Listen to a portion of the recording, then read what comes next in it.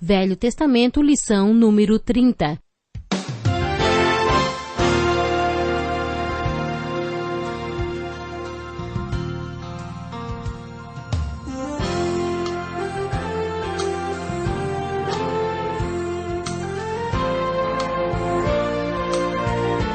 Vivemos em um mundo onde a onda de terror e desastres tentam roubar a nossa paz, onde o mal sempre está tentando prevalecer.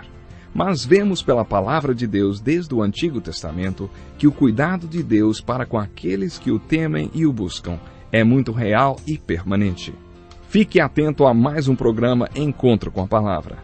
Aqui apresentamos a palavra de Deus como resposta a todas as mais difíceis questões da vida. Agora com você, Pastor Edson Bruno.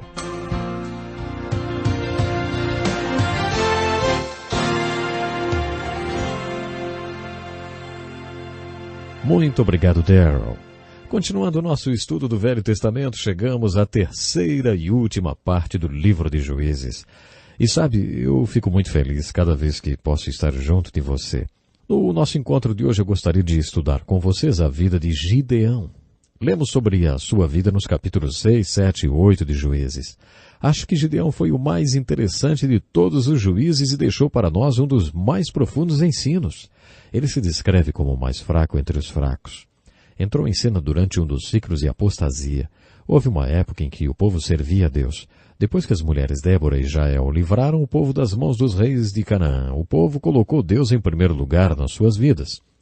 Anos mais tarde, essas líderes morreram e o povo passou a fazer o que era mal diante dos olhos do Senhor. A essa altura, o relógio marcava 4 horas nesse ciclo de apostasia, quando Deus levantou os midianitas.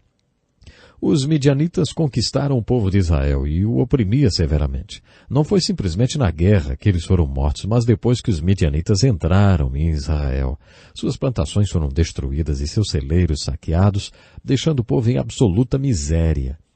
Depois de 7 anos, sob a opressão dos midianitas, o povo de Israel começou a clamar a Deus. Nesse momento, Deus chamou o homem que seria o salvador e libertador do povo, Gideão. Lemos no capítulo 6 do livro de Juízes que o anjo do Senhor veio e sentou-se debaixo de um carvalho em Ofra, que pertencia a um homem chamado Joás. O seu filho Gideão estava malhando trigo no lagar para escondê-lo dos midianitas. O anjo do Senhor apareceu e disse: "O Senhor é contigo, homem de grande valor", ou guerreiro de grande valor. A resposta de Gideão foi: "Ah, meu Senhor, se o Senhor está conosco, por que nos aconteceu tudo isso? Onde foram parar todos os seus milagres?" Parafraseando o texto, o anjo de Jeová respondeu: "Salve, homem poderoso de valor." Gideão disse: "Se o Senhor está conosco, por que tudo isso está acontecendo para nós? Onde estão todos os milagres sobre os quais ouvimos falar?" Lembre-se do contexto histórico. Muitos e muitos anos haviam se passado desde que o povo tinha atravessado o Mar Vermelho e alguns daqueles grandes milagres sobre os quais eles ouviram falar tinham realmente acontecido. Gideão fez a pergunta que muitas pessoas fazem hoje: onde estão todos os milagres? Ouvimos sempre falar dos milagres no passado. Mostre-me um milagre que tenha acontecido em nossos dias. Era o que Gideão estava dizendo. Se fôssemos parafrasear a resposta de Deus para Gideão, seria mais ou menos assim: Gideão, vai se olhar no espelho, rapaz. Você é um milagre. Você vai se tornar um milagre. O que está realmente acontecendo é o que podemos descrever como o chamado de Gideão. Deus respondeu para Gideão: "Não te enviei eu? Vai nessa tua força." Quando Deus chama você para um trabalho e você faz esse trabalho com a convicção de que Deus lhe enviou e está com você, então certamente você vai ter grandes vitórias. Sabe, você acredita que a questão não é quem você é, mas quem Deus é. A questão não é o que você pode fazer, mas o que Deus pode fazer. Não é o que você quer, mas o que Deus quer. E quando os milagres acontecem, então você olha para trás e diz: "Puxa, não fui eu que fiz. Mas Deus fez, porque Ele me enviou e estava comigo." Deus chamou Gideão e disse que o enviaria para libertar o povo de Israel. Gideão respondeu: "Minha família é a menor de todas e eu sou o mais fraco da casa de meu pai, porque o Senhor está me chamando." E esse assunto continua por todo o livro de Juízes. Deus não está procurando santos superstars. É óbvio, Ele sempre procura os mais fracos entre os fracos, porque assim é provável que a pessoa aprenda aqueles segredos espirituais que Moisés e todos os outros líderes tiveram que aprender, tais como: eu não sou, mas Ele é. Eu não posso, mas Ele pode. Eu não quero, mas Ele quer. Eu não fiz, mas Ele fez. Como que as pessoas aprenderão essa lição se forem superstars? Se elas são superstars, provavelmente vão confiar mais nas suas supercapacidades. Mas se elas são as mais fracas entre as fracas, então talvez Deus possa fazê-las confiar nele. Parece ser esse o tipo de líder que Deus repetidamente procura no livro de Juízes. Quando Deus chamou Gideão para destruir os midianitas, eles eram centenas e milhares. Eram tantos que pareciam uma nuvem de gafanhotos ou como areia do mar. Deus tinha que desenvolver a fé de Gideão. É interessante ver as duas coisas que Deus fez para que Gideão tivesse fé. Temos mais detalhes do chamado de Gideão do que de qualquer outro juiz. Com isso estou supondo que todos os outros juízes passaram por experiências semelhantes, mas parece que com Gideão temos uma visão microscópica. Deus fez duas coisas para que aquele homem tivesse fé. Primeiro, Deus quis provar a fé do homem. Depois que Deus prova para o homem quem ele é, firma e confirma a sua fé. Observe como Deus confirmará a fé do povo quando estiver tentando chamá-lo para fazer algo que precise de muita fé. Na edição contemporânea da Bíblia, no Salmo 37, verso 23, lemos o seguinte: os passos do homem bom são confirmados pelo Senhor. Certas vezes, quando estamos dentro da vontade de Deus, não temos a menor ideia de qual seja ela. Quando, numa estrada diante de uma bifurcação, você tenta tomar a decisão mais acertada da melhor maneira possível, de ir para a esquerda ou para a direita, então ora pedindo uma confirmação, porque crê que os passos do homem bom são confirmados pelo Senhor. Deus realmente confirma a fé para nos encorajar e torná-la mais forte.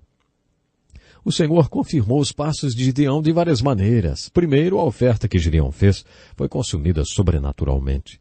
Gideão fez a sua oferta de acordo com a orientação do Senhor e ela foi consumida miraculosamente. Esse foi um acontecimento que certamente firmou, confirmou e encorajou a fé de Gideão. Depois todos nós estamos familiarizados com a dupla experiência com o novelo de lã. Deus estava chamando o homem para libertar o povo dos midianitas. Se você tivesse um encontro com Deus, em que achasse que Ele estivesse chamando você para algo dessa magnitude e Deus estivesse falando com você, você não pediria uma confirmação? Pois é, Gideão pediu. Ele disse para Deus: Deus, se o Senhor está realmente falando comigo, porque eu posso estar em dúvida de que o Senhor esteja realmente falando comigo, então faça esse milagre para mim. Hoje à noite, antes de dormir, eu vou colocar um novelo de lã lá fora. Faça que quando eu levantar amanhã cedo, a terra ao redor do novelo esteja seca, sem a umidade do sereno, e o novelo molhado. Assim foi. Na manhã seguinte, quando Gideão levantou, a terra estava seca. Mas ele encheu uma taça de água com o novelo de lã. Então ele disse: agora, Deus, eu espero que o Senhor não perca paciência comigo. Vamos fazer o contrário hoje à noite? Faça com que a terra fique completamente molhada, com o sereno, e o novelo de lã fique bem seco. Assim, na manhã seguinte, a terra estava com o sereno e o novelo totalmente seco. Para que tudo isso? Isso serviu de confirmação para a fé de Gideão. Deus o estava chamando para fazer uma grande obra. Deus queria confirmar e firmar os seus passos. Por isso fez conforme ele pediu. Existe uma linha muito estreita entre fazer o teste do novelo de lã e colocar Deus à prova. Uma das tentações que o Senhor Jesus sofreu no deserto era para que ele se jogasse do cume do templo. Antes que caísse, ele daria ordens aos seus anjos para que o salvassem.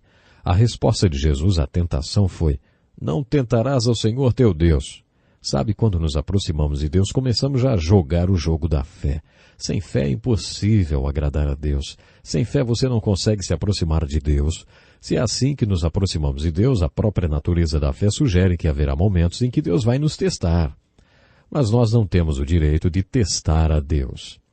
Vamos supor que meu filho tivesse acabado de se matricular na escola e que eu tivesse uma conversa com a diretora e dissesse que, já que eles tinham aceitado meu filho, havia um pequeno detalhe que eu gostaria de informar.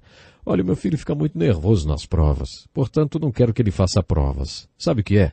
É que ele não gosta de fazer provas. Ele vai se formar em história, não vai? Então eu gostaria de saber se ele poderia ter uma entrevista com o chefe do departamento de história e o testasse para ver se esse diretor realmente conhece história. Vocês acham que meu filho seria aceito nessa escola? Claro que não. De acordo com as Escrituras, quando você começa a sua caminhada de fé, é como se entrasse na universidade de fé de Deus. Você não tem o direito de testá-lo, mas Deus tem o direito de colocar você à prova. Ele pode dar testes semanais, mensais, provas finais, o que quiser. Ele pode testar você no momento que quiser. É direito dele. Mas você não pode testar Deus. Você tem que encontrar o equilíbrio entre testar Deus e fazer o teste do novelo de lã. Deus honra o novelo de lã até um ponto. Ele sabe se no seu coração você quer ter fé e uma confirmação. Ele poderá atender ao seu pedido. Isso não é a mesma coisa do que testar a Deus duvidando dele. Deus confirmou a fé de Gideão pela terceira vez. De madrugada, um pouco antes do exército do povo de Deus atacar o acampamento dos midianitas, Deus disse a Gideão: levanta e vai até o acampamento dos midianitas. Eu quero fazer algo por você. Quero firmar a sua fé mais uma vez. Então Gideão foi escondido até o acampamento e quando chegou perto de uma tenda, escutou um soldado contando a seu companheiro o pesadelo que o tinha feito acordar.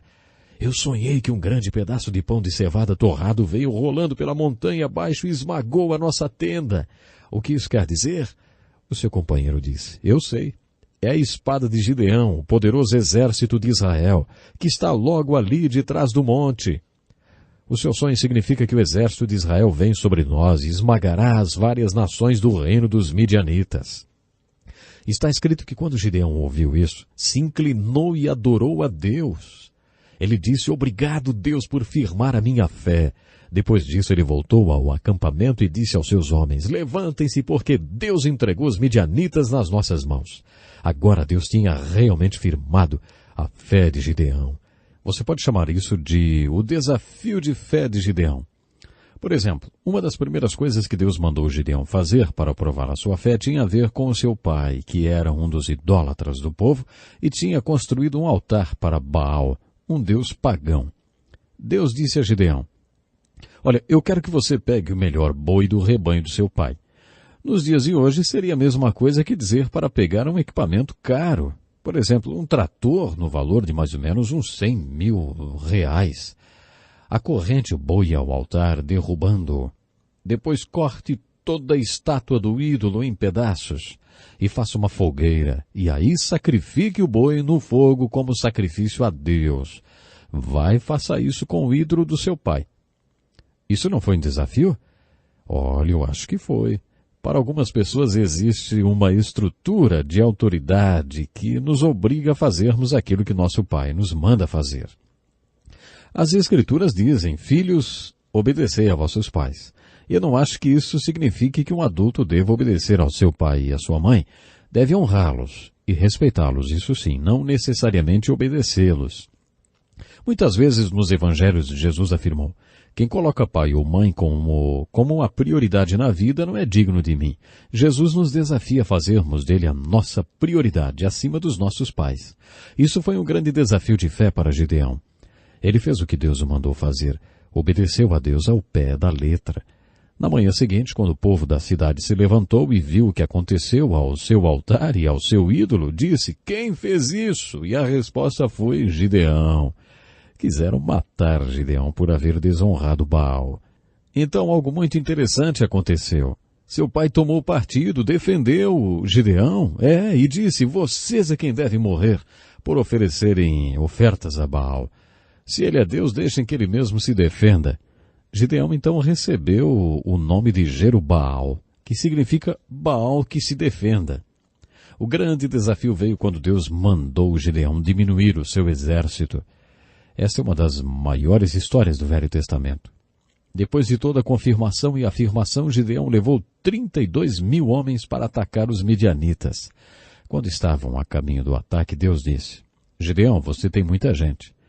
Se conquistar os midianitas com toda essa gente, você vai achar que ganhou a guerra por causa do tamanho do seu exército. Eu quero que se levante e faça um pequeno discurso. Diga, se algum de vocês estiver com medo, então vá para casa. Eu não preciso de você. Lembre-se de um conceito citado em Deuteronômio 20. Moisés disse, quando você estiver saindo para a batalha para enfrentar um inimigo mais forte, exercite a sua fé levantando-se e dizendo ao povo, você que ainda não casou, mas está noivo, você poderá ser morto nessa batalha, e aí outra pessoa se casará com a sua noiva. Isso não é certo, vá para casa. Se você plantou uma vinha e ainda não colheu o seu fruto, outra pessoa poderá vir e comer o seu fruto, hein? Se você for morto na batalha. Por isso vá para casa. Nós não precisamos de você. Havia muitas categorias como essas nas normas de mobilização para a guerra. O Santo Espírito de Deus fez com que Gideão pusesse em prática a palavra de Deus enquanto marchava com os 32.000 soldados. Gideão se levantou e disse, se alguém estiver com medo, então vá para casa. 22.000 homens foram para casa. Agora ele estava marchando com 10.000 homens e Deus disse, ei Gideão, você ainda tem muita gente. Se você vencer a batalha com todo esse exército, vai pensar que foi por causa da quantidade de soldados. Por isso, quando você chegar àquele rio, eu vou dar uma peneirada neles para você. Quando eles chegarem às margens do rio, estarão cansados da marcha. Aqueles homens que se abaixarem e largarem suas armas para beber a água, ficarão desse lado do rio. Mas aqueles que estiverem tão ansiosos para lutar contra os midianitas e apenas lamberem a água enquanto atravessam o rio, diga-lhes para ficarem do outro lado do rio. 9.700 homens se abaixaram para beber a água. Deus disse, diga-lhes para irem para casa, não precisamos deles. Mas aqueles 300, é isso mesmo, 300 homens que apenas lamberam a água enquanto atravessavam o rio, entregarei os midianitas nas suas mãos. Isso é apenas 1% de todo o exército com o qual Gideão começou. 300 homens. Vemos aqui uma linda aplicação e um lindo ensinamento. Veremos o Senhor Jesus desenvolvendo e aplicando esse ensino na sua primeira aparição. Deus não precisa de uma maioria apática. Nunca precisou. Ele precisa de uma minoria comprometida. É essa a lição que aprendemos quando vemos esse exército ser reduzido de 32.000 homens para 300. Outra maneira pela qual Deus provou a fé de Gideão foi por meio do plano de batalha para derrotar os midianitas. Vou tentar ilustrar. Na verdade, a conquista sobre os midianitas não foi um milagre sobrenatural, como foi a conquista de Canaã por Débora. Naquele caso, o milagre sobrenatural causou uma confusão entre as 900 carruagens de ferro de Sísera. Houve uma intervenção divina. Eu realmente creio em milagres. E creio que à medida que você se aprofundar nas Escrituras, terá que decidir se quer crer também ou não. Mas nem todos os milagres foram sobrenaturais. A vitória de Gideão exigiu muita fé, uma tremenda coragem e um bom plano estratégico. Os midianitas estavam acampados num vale muito escuro. Estava tão escuro que eles não viam um palmo na frente do nariz. Deus ordenou que Gideão dividisse o seu exército em 3 companhias de 100 homens cada e os posicionasse ao norte, leste e também oeste. Gideão recebeu ordens bem específicas e as passou para seus homens. Temos aqui um estudo profundo de liderança. Gideão disse, terá que ser assim. Tudo que eu fizer vocês deverão fazer. Isso sim é liderança. Todos aqueles homens estavam realmente comprometidos. Na mão direita eles tinham um tipo de jarra que cobria a tocha e na mão esquerda tinham uma trombeta. Quando Gideão deu o sinal, eles quebraram as jarras, expuseram as 100 tochas. Depois tocaram as 100 trombetas e aí gritaram, espada pelo Senhor e por Gideão. Isso aconteceu em 3 diferentes lugares. Se você fosse um midianita, dormindo no chão, em completa escuridão, o que pensaria se acordasse e ouvisse 100 jarras se quebrando, visse 100 tochas, ouvisse 100 trombetas tocando e 100 homens gritando ao norte do seu acampamento? Depois a mesma coisa ao leste e depois a mesma coisa ao oeste. Olha, você provavelmente pensaria que estava cercado pelo imenso exército de Gideão. Nós sabemos que eram apenas 300 homens comprometidos. Esse fato corresponde à aplicação de uma promessa dada por Moisés no livro de Levíticos. Alguns poucos de vocês derrotarão milhares de inimigos. Essa promessa foi literalmente cumprida nessa passagem. Os midianitas pensaram que estavam cercados. Lembrem-se, estava escuro como breu. Eles simplesmente entraram em pânico e começaram a matar uns aos outros. Os homens de Gideão os puseram para correr do vale. Eles foram marcados como gado. Então aqueles homens de Gideão que tinham deixado o exército voltaram para a batalha. Quando a batalha fica mais fácil, não é difícil encontrar quem queira lutar, não é verdade? Aqueles que tinham ido embora voltaram e todos juntos acabaram com os midianitas, conquistando todo o seu poderio. A conquista dos midianitas é descrita num lindo versículo do Velho Testamento que diz: cada um deles tomou a sua posição ao redor do acampamento dos midianitas e todos os midianitas gritaram, correram e fugiram. Que versículo maravilhoso, hein? Cada um deles tomou a sua posição. A razão pela qual Gideão teve que peneirar a maioria apática até ficar com a minoria comprometida é que ele precisava de 100% de participação. Suponha que 70% daquele exército ficasse com medo e não tocasse a trombeta, nem levantasse suas tochas e nem gritasse. Suponha que apenas 30% tocasse a trombeta, levantasse a tocha e gritasse. Eles teriam sido aniquilados. Para que o plano desse certo, era necessário 100% de comprometimento daquele 1% de participantes. Essa é uma bonita figura da Igreja de Jesus Cristo nos dias de hoje. Deus não precisa da maioria apática. Ele precisa de uma minoria comprometida no corpo de Cristo, posicionada no lugar certo. Se Deus pudesse fazer com que nós tomássemos cada um sua posição e exercêssemos o nosso dom espiritual dado por Ele, nós faríamos grandes e grandes coisas. O livro de Juízes fala de outros juízes. Jefté é um deles, filho ilegítimo e odiado por seus irmãos, até que foram dominados pelos filhos de Amon. Aí então precisaram da habilidade militar de Jefté. Eles o procuraram para que fosse o libertador deles. Dessa história podemos tirar algumas lições práticas para a nossa vida. Uma delas aprendemos quando consideramos o voto de Jefté. Antes de ir para a guerra, ele fez um voto a Deus. Se eu ganhar essa batalha, oferecerei a Deus a primeira coisa que vir quando voltar da guerra. A primeira coisa que ele viu foi a sua filhinha. Ele ficou com raiva por ter feito esse voto. Quantos males não são feitos pelo mundo afora em nome do bem e em nome de Deus?